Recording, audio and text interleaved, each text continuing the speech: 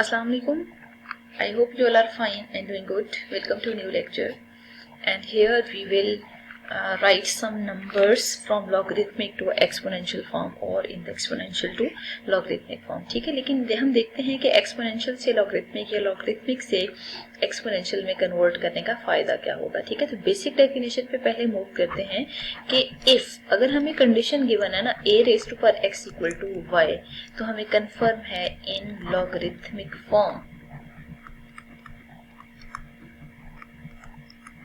Logarithmic form के लिए हमने नोटेशन क्या यूज की थी कि हम पहले तो लॉग यूज करते हैं और फिर जो एक्सपोनेंशियल नंबर की बेस है उसको यहाँ पे बेस बनाते हैं और बाकी इन दोनों नंबर्स को हमने एक्सचेंज करना है, तो y की जगह x और x की जगह y लिखना है. ठीक है, ये तो था एक सिंपल क्वेश्चन जिसमें हमने एक्सपोनेंशियल से लॉगरिथमिक में चेंज किया है. नाउ अगर आपको एक्सपोनेंशियल की जगह लॉगरिथमिक फॉर्म गिवन हो, जैसे गिवन हो log of a6 equals 0.5 for example, ये एक नोटेशन गिवन है. ठीक है, नाउ अगर हमने इसको एक्सपोनेंशियल फॉर्म में चेंज करना है ना, क्योंकि कुछ कैलकुलेशंस ऐसी होती हैं जिसमें एक्सपोनेंशियल फॉर्म में चेंज करने से इजीली सॉल्व हो जाता है. ठीक है, तो एक्सपोनेंशियल फॉर्म में चेंज करने के लिए हम हमेशा क्या करेंगे, बेस एज इट इज. ठीक है, और इन दोनों नंबर्स को एक्सचेंज कर दें. मींस एक्सपोनेंशियल में आपने लॉग को खत्म करना होगा. तो you can see here a raised to power 0.5 equals 6 मैंने लिख लिया. ठीक है, तो ये था कन्वर्जन प्रोसीजर जिसके थ्रू हम लॉगरिथमिक से एक्सपोनेंशियल और एक्सपोनेंशियल से लॉगरिथमिक फॉर्म में चेंज कर सकते हैं. ठीक है, नाउ हम देखते हैं कि ये दोनों फॉर्म्स या ये दोनों कहाँ एप्लीकेबल है. मीन्स इसकी एप्लीकेशन क्या है, तो रिप्लेसमेंट फॉर अननोन यहाँ पे हम फाइंड आउट करते हैं. ठीक है, इन ईच ऑफ फॉलोइंग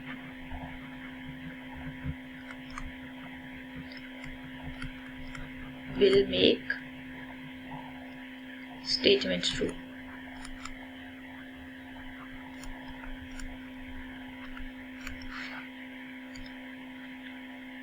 देखिए, पहला क्वेश्चन है जैसे log ऑफ 381 इक्वल्स l. यहाँ पे ना हमें अननोन जो भी गिवन है उस अननोन की वैल्यू फाइंड आउट करनी है. ठीक है, तो सबसे पहले हम यहाँ लिखते हैं कि इन लॉगरिथमिक फॉर्म, अगर हम यहाँ पे लॉगरिथमिक फॉर्म देखें हमें गिवन है date is log of 3l. इसको रीड हम यूं करते हैं log ऑफ 81 विद बेस 3. ठीक है, अब हम ऐसे करते हैं कि इसी को ना एक्सपोनेंशियल फॉर्म में चेंज कर लेते हैं. एक्सपोनेंशियल फॉर्म में जब हम चेंज करेंगे ना, तो आप देख सकते हैं कि 3 बेस है as it is, 3 raised to power l equals 81 है. ठीक है, मतलब इसको हमने ना सॉल्व करना है. अब आप देख सकते हैं कि 81 की फैक्टराइजेशन हमें करने की जरूरत है, डेट इज प्राइम फैक्टराइजेशन.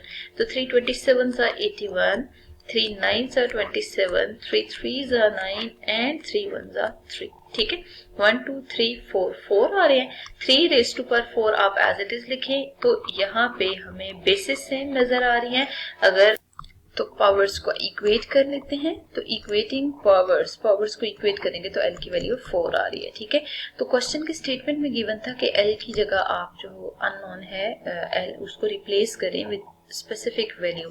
तो लास्ट पे आप देख सकते हैं l की वैल्यू जो अपीयर हो रही है उठा के l की जगह पुट कर दें, तो hence this will be answer.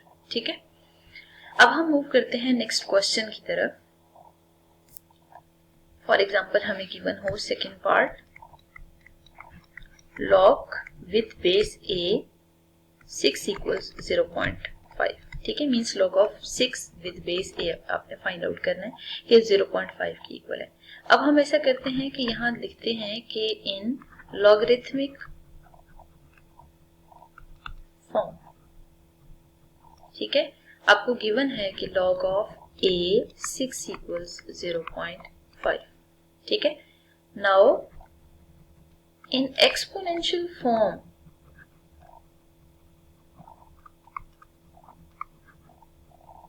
Exponential form में कन्वर्ट करेगा ना, तो बेस a है, a बेस फिर 0.5 इक्वल्स 6 लिख लें. ठीक है, कैसे, बेस को एज इट इज रहने दें और बाकी इन दोनों टर्म्स को आपने एक्सचेंज कर देना है. तो यहाँ पे 6 की जगह 0.5 और 0.5 की जगह मैंने 6 लिखा हुआ है.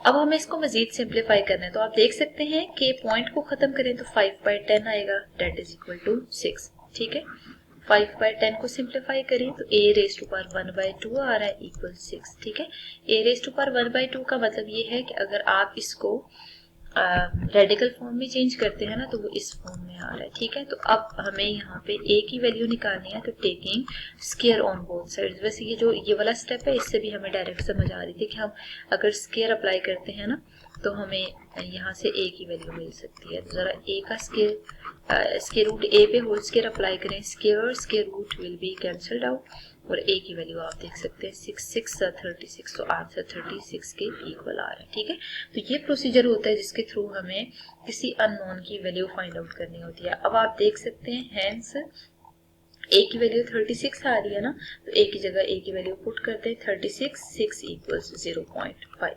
ठीक है, तो किसी भी अननोन को फाइंड आउट करने के लिए हम हमेशा यूं सॉल्व करते हैं।